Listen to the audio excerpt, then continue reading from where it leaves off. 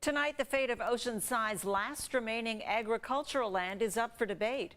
The City Council is deciding whether to approve a large housing and community development along North River Road. And so many people showed up to speak out that the meeting has lasted late into the night. News 8's Amanda Shotsky is there live tonight with the latest. Amanda? This meeting has been going on for hours, and that is because nearly 100 people signed up to speak tonight about this proposal. The meeting, as you mentioned, is still going on right now. Those speeches, the public comment portion has now ended, but I can tell you it was very heated. At times there was applause, people shouted out, and at one point people even broke into song.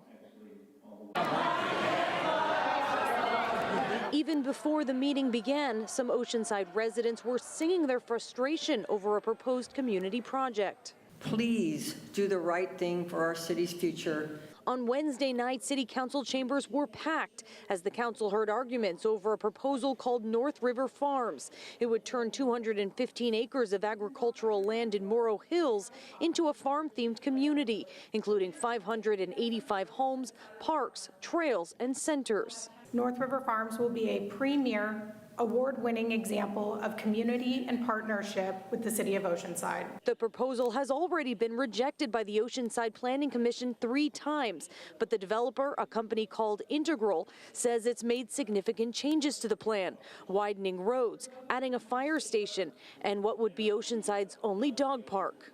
This will surely be a bright, shiny diamond, which the east side of Oceanside desperately needs. While some residents voiced excitement over the potential for growth, many still have concerns. How many people per household?